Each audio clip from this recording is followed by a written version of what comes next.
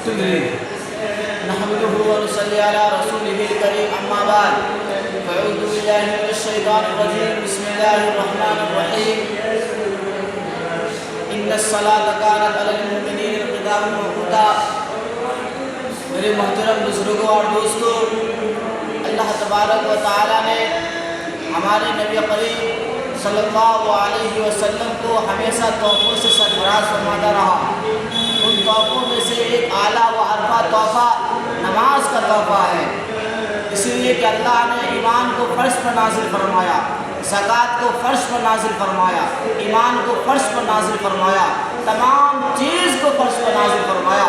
جب نماز کی باری آئی تو رب کائنات نے اپنے محبوب محسن انسانی صلی اللہ علیہ وسلم کے ساتھ فرمایا کہ ہم آپ کو ایک قیمتی تحفہ دینے والے ہیں. یہ تحفہ بہت اعلیٰ ہے، یہ تحفہ بہت عرفہ ہے. یہ اعلیٰ یا عرفہ تحفہ کو شے اعلیٰ ہی جگہ عطا کیا جاتا ہے.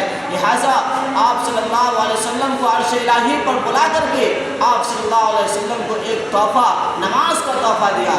میرے دوستو، توحید اور انبیاء علیہ السلام نے توحید ایمان کے بعد انبیاء علیہ السلام نے نمازی کی اہمیت دی ہے، نمازی کی تلقین کی ہے. قرآن میں جگہ جگہ اقیم الصلاۃ ذکر کیا گیا. کہیں پہ یہ لفظ آیا یا ایھا الذین آمنوا استعینوا بالصبر والصلاۃ، کہ اے مومنو صبر اور نماز کے ذریعے سے اللہ سے مدد طلب کرو. یعنی جن جن کاموں سے اللہ نے تمہیں روک رکھا ہے رک جاؤ، اور جن جن کاموں کو اللہ نے کرنے کو کہا ہے اس میں لگ جاؤ. میرے دوستو، جب آپ علیہ الصلاۃ والسلام جب صحابہ کرام رضوان اللہ علیہ اجمعین کو آپ صلی اللہ علیہ وسلم نے معراج کا تحفہ کا ذکر کیا تو تمام صحابہ کرام جھوم اٹھے، تمام صحابہ کرام خوش ہو گئے کہ آپ اللہ سے مانگنے کا واسطہ اور وسیلہ مل گیا. آپ 5 وقت کی نماز ادا کریں گے، 500 نماز کا ثواب ملے. میرے بھائیوں، بتاؤ صحابہ کی کتنی محبت ہے، نماز سے محبت ہے. میرے دوستو، اس لیے کہ نماز دل کو، یہ قلوب کو نورانیت ملتی ہے. نماز جو ہے اللہ کو راضی کرنے کا ایک راستہ ہے، ایک ذریعہ ہے. میرے بھائیوں، رسول اللہ صلی اللہ علیہ وسلم کی محبت حاصل کرنے کا ذریعہ ہے. میرے دوستو، آپ علیہ السلام بھی نماز ادا کی ہے، ائمہ مجتہدین بھی نماز پابندی کی ہے، اولیاء کرام بھی نماز کو اختیار کیا ہے. آپ بتاؤ کہ کوئی نبی جو بغیر نماز کے ولی نبی بن گیا ہو، کوئی کتب نماز کے بغیر کتب بن گیا ہو، کوئی ابدال نماز کے بغیر ابدال بن گیا ہو، کوئی امام نماز کے بغیر امام بن گیا ہو، یہ ہو ہی نہیں سکتا. اس لیے کہ ایک محبوب عمل ہے. میرے دوستو، یہ قرآن میں جو ان الصلاۃ کانت علی المؤمنین کتابا موقوتا ذکر کیا گیا، میں خطبہ میں پڑھا تھا. اس کا معنی یہ ہے کہ ہر انسان پر مقررہ وقت پر 5 وقت کی نماز مقررہ وقت پر فرض ہے. اور کسی کوئی کہہ دیتا ہے کہ مولانا چل نماز پر، کوئی مولانا یا مفتی کہتا ہے بھائی چل نماز پر، تو وہ بہت آسانی کے ساتھ کہہ دیتا ہے کہ مولانا ٹائم نہیں ملتا، مولانا وقت نہیں ملتا.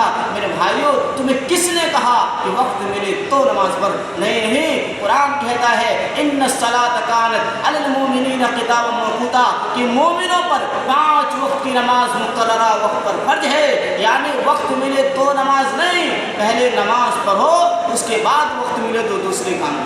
پہلے ہمیں نماز فرض کی گئی ہے. میرے دوستو، نمازی تو نماز سے پتہ چلتا ہے کہ کون انسان ہے، کون شیطان ہے، کون مسلم ہے، کون غیر مسلم ہے. لیکن اگر حوالے کی نہیں کہتا، مشکوٰۃ شریف کے 58 پر دیکھو کہ حضرت جابر روایت فرماتے ہیں کہ رسول اکرم صلی اللہ علیہ وسلم نے ارشاد فرمایا بین العبد و بین الکفر ترک الصلاۃ، کہ بندے اور کفر کے درمیان نماز کا ترک کرنا ہے، نماز کا چھوڑنا ہے. دوسری جگہ اللہ کے رسول صلی اللہ علیہ وسلم نے ارشاد فرمایا من ترک الصلاۃ متعمدا فقد کفر، کہ جس نے جان بوجھ کر نماز کو ترک کیا، چھوڑا، گویا اس نے کفر کیا. میرے دوستو، آپ علیہ السلام کا ایک حدیث ہے کہ سب سے قبل، سب سے پہلے اگر کوئی چیز کا سوال ہوگا تو وہ نماز ہے. حشر کے میدان میں نماز کا سوال ہوگا. آپ کو معلوم ہے کہ کوئی انسان ہمیں یا آپ کو کہتا ہے کہ چل نماز پڑھ، تو ہم تو بہت آسانی سے کہہ دیتے ہیں. مگر دیکھو حضرت عمر فاروق رضی اللہ تعالیٰ عنہ کو دیکھو کہ جب آپ پر زخمی کیے گئے، ایک ظالم نے آپ کو زخمی کر دیا، اس کے باوجود بھی آپ نماز ادا کیا. حالانکہ پورے جسم سے خون رس رہے ہیں، پورے جسم زخمی ہیں، اس کے باوجود بھی حضرت عمر فاروق رضی اللہ تعالیٰ عنہ یہ وضو کیا اور نماز ادا کیا.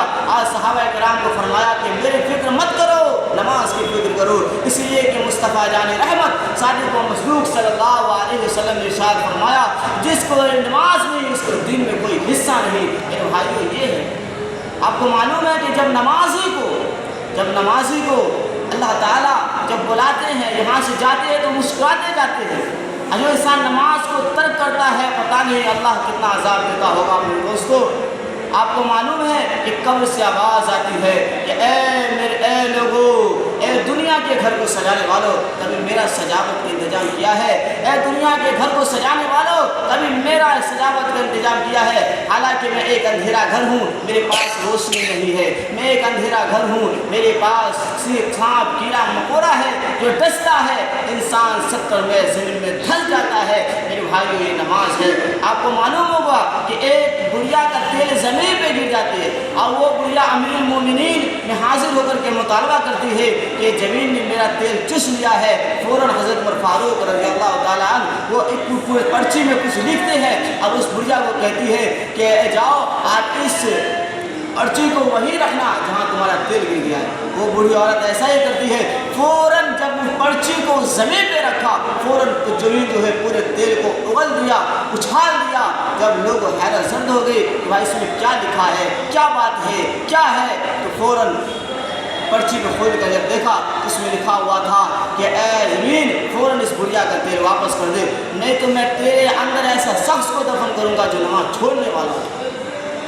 میرے دوستو یہ قبر کا عذاب ہے، مٹی بھی بے نمازی کو پسند نہیں کرتی ہے۔ آپ کو معلوم ہے کہ جب بے نمازی کو اس کے قبر میں رکھا جاتا ہے تو اللہ تعالیٰ 99 سانپ، یا آپ علیہ السلام کا حدیث ہے، جس کے کہنے پہ ہم نے اللہ کو ایک مانا، جس کے قلب کہنے پر ہم نے توحید کو اچھی طرح پابندی سے چلتے ہیں، نماز پڑھتے ہیں، روزہ رکھتے ہیں، وہ مصطفیٰ جان رحمت صادق و مصدوق صلی اللہ علیہ وسلم نے ارشاد فرمایا کہ اے لوگو، جب انسان کو نہلا دھلا کر کے جب اس کو شہر خبوصہ کی طرف قبر کی طرف لے جایا جاتا ہے تو وہ جب قبر کی طرف لے جایا جاتا ہے تو اس وقت لوگ کو وہ پکار کر کہتے ہیں اے میرے میت پہ رونے والوں، میرے میت پہ مت رونا، اپنے اعمال پہ رو۔ یہ فریب والی دنیا نے مجھے فریب دیا، یہ مکار دنیا نے میرے ساتھ دھوکہ کیا، یہ میرے اچھے کام کرنے نہیں دیا۔ میں جاتے جاتے تمہیں نصیحت کرتا ہوں، جیسے میں دنیا کے مکر میں رہا، فقر فریب میں رہا، تو وہ فقر فریب میں مت رہنا،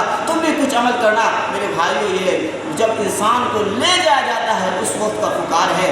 آپ علیہ السلام نے ارشاد فرمایا کہ جب بے نمازی کو اس کے قبر میں رکھا جاتا ہے تو اللہ تعالیٰ 99 سانپ کو اس کے قبر مسلط کر دیتے ہیں، اور اس سانپ کا طاقت کا عالم یہ ہے کہ اگر وہ سانپ کسی پہاڑ پر ڈنک مارے پورے پہاڑ ریزہ ہو جائے، اگر وہ سانپ دنیا میں پھکار دے تو گرمی سے انسان مر جائے۔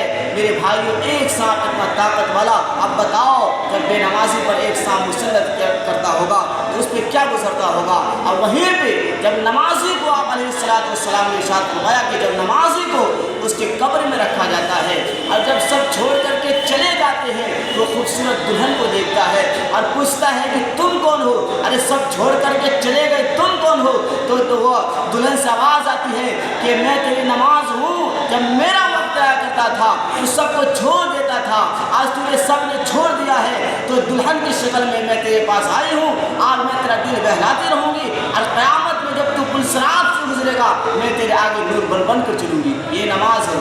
تو میرے بھائیو نماز دین کا ستون ہے۔ اللہ کے رسول نے ارشاد فرمایا قرۃ عینی فی الصلاۃ، اے میری امتو نماز پڑھو، قرۃ عینی فی الصلاۃ، میری نماز جو ہے میری آنکھوں کی ٹھنڈک ہے۔ میرے بھائیو اتنے میں اپنا بیان کو ختم کرتا ہوں۔ وما علینا الا البلاغ۔